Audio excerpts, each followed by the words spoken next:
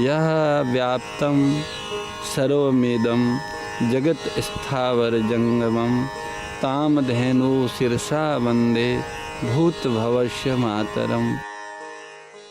उन व्याख्याओं में उन व्यक्तियों का जो अहम है वह, और वो लोग जिस परंपरा से साधना करते हैं, जिस संप्रदाय से, उस दोनों का प्रभाव उन व्याख्याओं में रहता है।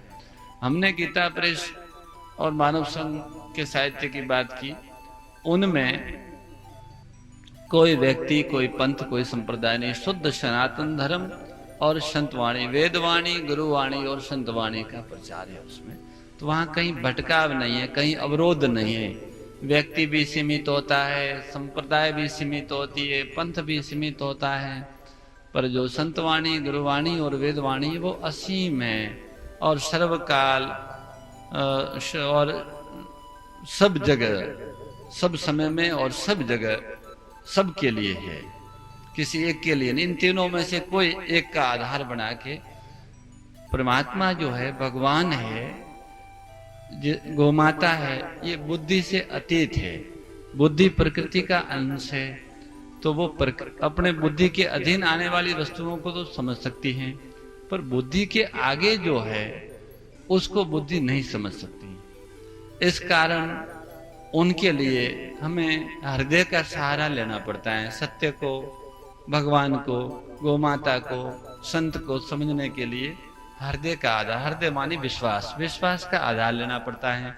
अब विश्वास हम वेदवाणी, गुरुवाणी और संतवाणी पर ही कर सकते हैं, जिस वाणी में कहीं किसी भी तरह की सीमा नहीं है और कोई व्यक्ति की छाप नहीं है, सार्वभौम, सार्वकाल, वह वाणी विश्वसनीय है। तो इन तीनों में से किसी एक वाणी पे विश्वास हमें करना होगा, और जब विश्वास करके हम उसमें उतरेंगे तो उसकी अनुभूति होगी, उसकी अनुभूति होगी, और वो अनुभूति फिर बुद्धि में, मन में, चित्त में, शरीर में, सब में आएगी। पर इन सब से आगे जो विश्वास है, कल अपने आस्था, श्रद्धा और विश्वास की बात चली थी, आपने सुनी थी, संतवाणी के आधार पे की गई थी बात हो, तो वहां से हम लोग शुरू करें।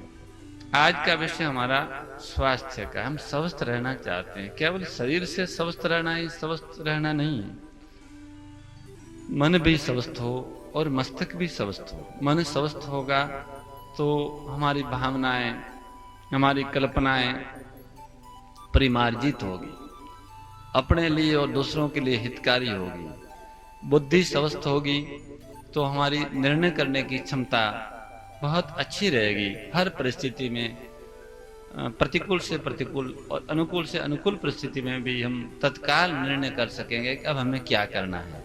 अगर ये अस्वस्थ रहे तो कई बार हम निर्णय नहीं कर पाते हैं कि अब हम क्या करें, वहीं पे धोखा हो जाता है। तो तीनों ही स्वस्थ रहे, तन भी स्वस्थ रहे, मन भी स्वस्थ रहे और मस्तिष्क, बुद्धि भी स्वस्थ रहे। इन तीनों को स्वस्थ रखने के लिए सबसे पहली बात तो यह है कि कोई बीमारी होने के बाद औषधि देना ये कोई समझदारी नहीं है, ये तो आपद धर्म है। समझदारी तो यह है कि बीमारी हो ही नहीं, रोग हो ही नहीं। रोग होने के बाद उपचार कराना हमारे आरोग्य शास्त्र का लक्ष्य नहीं है। वो तो रोग हो ही नहीं ऐसा बताता है। सनातन धर्म का जो आरोग्य शास्त्र है उसमें बीमारी हो ही नहीं।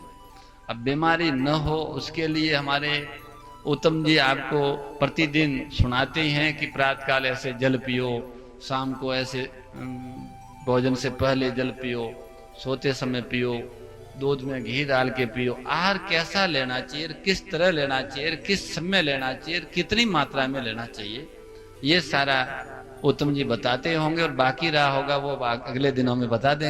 मोर मुकुट बंशी वाले की जय, गौ माता की जय। नारायण नारायण नारायण, जय गौ माता, जय गोपाल।